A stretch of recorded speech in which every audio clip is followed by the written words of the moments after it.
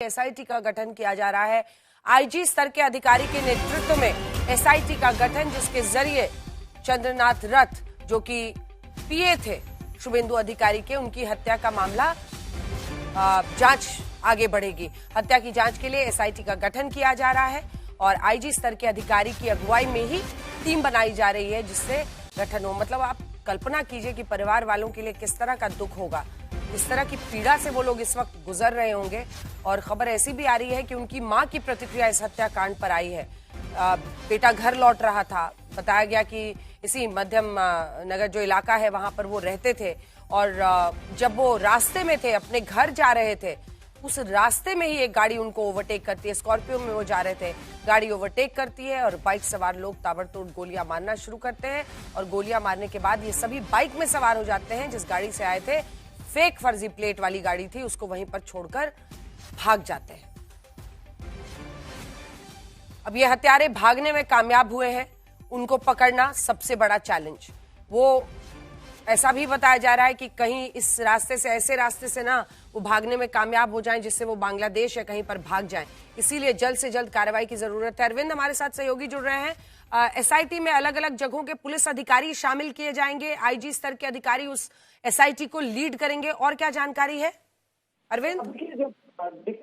बंगाल के डीजी उन्होंने आज तक को ये अभी जानकारी दी है कि हत्याकांड के लिए एक एसआईटी बनाई गई है और इस एसआईटी को आईजी लेवल के अधिकारी लीड करेंगे। साथ ही साथ अलग अलग जगहों के पश्चिम बंगाल में अलग अलग डिस्ट्रिक्ट के जो पुलिस अधिकारी हैं उनको शामिल किया गया। साथ ही साथ एक बड़ी टीम बनाई गई है जिस पूरे हत्याकांड की आज जांच करेगी। अब तक जो निकल करके आ रहा है इस हत्याकांड के पीछे, ऐसा लगता है कि पूरी तरह से प्री प्लान ये मर्डर है, चेस करके हत्याकांड को अंजाम दिया गया, इसलिए एसआईटी फॉर्म की गई है। कुछ लीड पश्चिम बंगाल पुलिस को मिली है इस हत्याकांड को लेकर, मसलन जिस कार से जो शूटर्स आए थे उसके बारे में डिटेलिंग्स मिली है, तो उस पूरे हत्याकांड की जांच की जा रही है। लेकिन अब एक एसआईटी की टीम गठित की गई है जो इस पूरे हत्याकांड की जांच करेगी। अंजना, ठीक है, धन्यवाद आपका इस जानकारी के लिए। एक बार फिर से अपने दर्शकों को लिए जाते हैं ठीक उसी स्थल पर जहां ये घटना घटी है। अनुपम, और क्या नई जानकारी मिली है?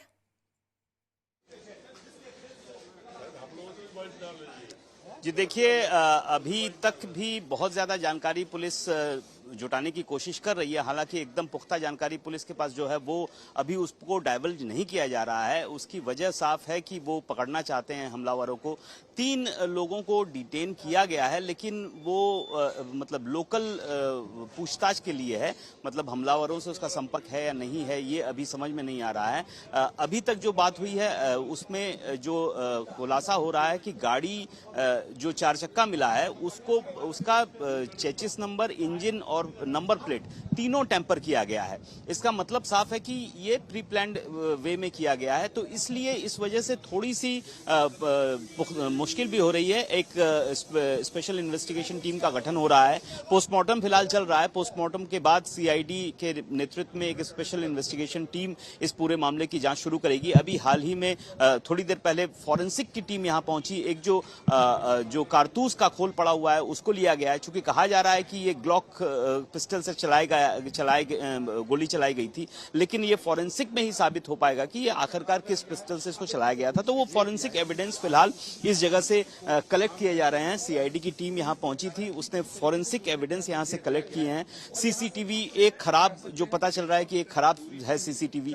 बाकी के जो सीसीटीवी हैं उसमें कितनी इमेज कैप्चर हुई है उसकी छानबीन और उसको देखा जा रहा है। बाइक बॉर्न जो असेलेंट्स थे, क्योंकि 2 गाड़ियों का इस्तेमाल हुआ है अब तक, इतना तय है, एक 4 चक्का एक 2 चक्का। 4 व्हीलर जो था वो लेकर नहीं जा पाए जो हमलावर थे, लेकिन 2 व्हीलर में वो भागे हैं। अब इस तरफ से भागे हैं या इस तरफ से भागे हैं ये पुलिस अभी डाइवर्ज नहीं कर रही है, लेकिन हो सकता है कि कुछ समय बाद और भी बातों का खुलासा हो।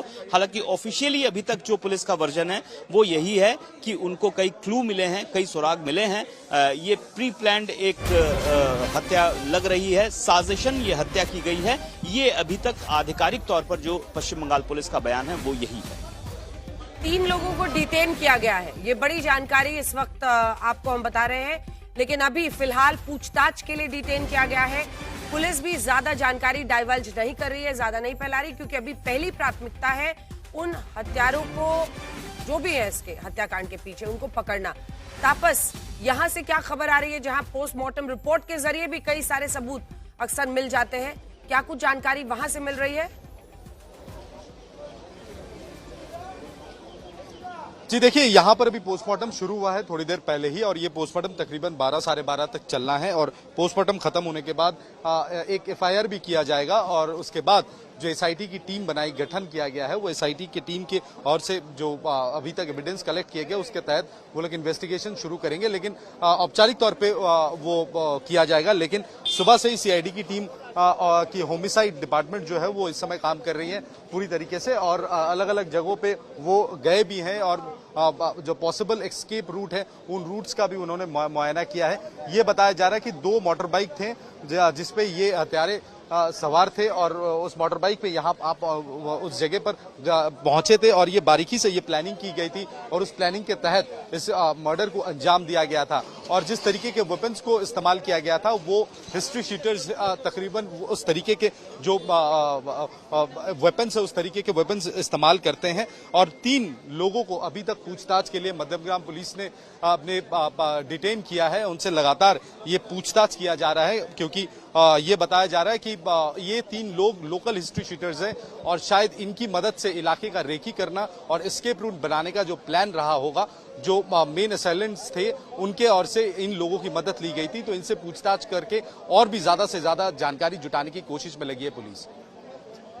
ठीक है, तो आप बने रहिए तपस वहां से, और जानकारी इकट्ठा करने की कोशिश हो रही है। इस बीच आपको बताते हैं 3 लोगों को डिटेन किया गया है, पुलिस जानकारी ले रही है। शुभेंदु अधिकारी के पीए की हत्या की जांच के लिए एसआईटी का गठन किया गया है। उनकी मां की तरफ से भी प्रतिक्रिया आ रही है। चंद्रनाथ रथ जिनकी मौत हुई है, जिनकी हत्या की गई है, चंद्रनाथ रथ की हत्या के बाद उनकी मां का एक बड़ा बयान आया है।